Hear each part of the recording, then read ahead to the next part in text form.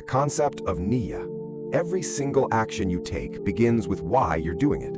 In Islam, niyyah, intention, is everything. The Prophet, peace be upon him, said actions are judged by their intentions. This means washing dishes, going to work, even smiling at someone. All of it becomes worship if your intention is right. Your daily life is an act of ibadah. Never forget that. Halal and haram. It's more than just food. Most people think halal stops at what's on your plate. It doesn't.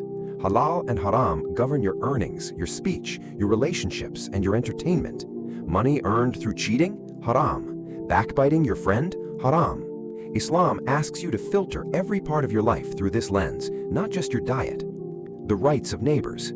The Prophet, peace be upon him, emphasized the rights of neighbors so much that the companions thought neighbors would be included in inheritance.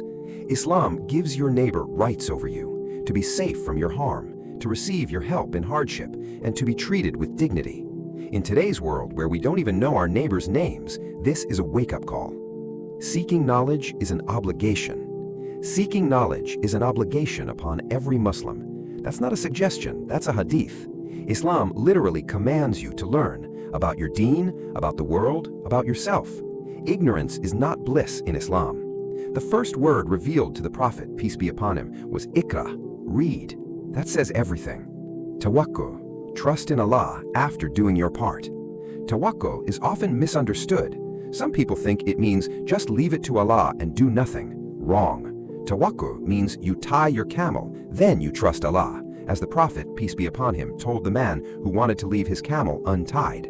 Take every action available to you, plan, work hard, then release the outcome to Allah. That balance is tawakkul. The importance of character. The Prophet, peace be upon him, said he was sent to perfect good character, not just rituals, character. How you speak, how you treat people beneath you, how you behave when no one is watching, that is your Islam. A person who prays all night but mistreats their family has missed a core pillar of this deen. Akhlaq is non-negotiable. Your body is an Amanah. Your body doesn't belong to you, it's a trust from Allah. That means what you eat, how much you sleep, whether you exercise, your mental health, all of it falls under Islamic responsibility. Neglecting your body is a form of ingratitude. Taking care of yourself isn't vanity. In Islam, it's a duty. The concept of Tawbah, repentance, is always open. This one could change your life. No sin is too great for Allah's mercy. Tawbah, sincere repentance, means turning back to Allah with genuine remorse and the firm intention not to return to that sin. Allah says in the Quran that He loves those who constantly repent. The door is always open. Don't let shaitan make you feel too far gone, because you're not. Community. You cannot be an island. Islam is not a solo religion. The Prophet, peace be upon him, described the believers as one body. When one part suffers, the whole body responds. Muslims have obligations to their community, to check on each other, to support the vulnerable, to build together. Isolating yourself from the ummah weakens both you and the community. Show up for your people. Death. Remember it often. The Prophet, peace be upon him, called death the destroyer of pleasures and advised us to remember it frequently. Not to be morbid, but because remembering death sharpens your life. It cuts through pettiness, kills procrastination, and realigns your priorities instantly.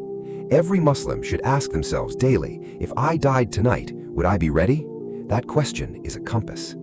Islam is vast, deep, and beautiful, and the 5 pillars are just the foundation. These 10 things are part of what makes this deen a complete way of life. If this helped you, share it with someone who needs it. And remember, every bit of knowledge you act on is sadaqah jariyah. Until next time, Assalamu alaikum.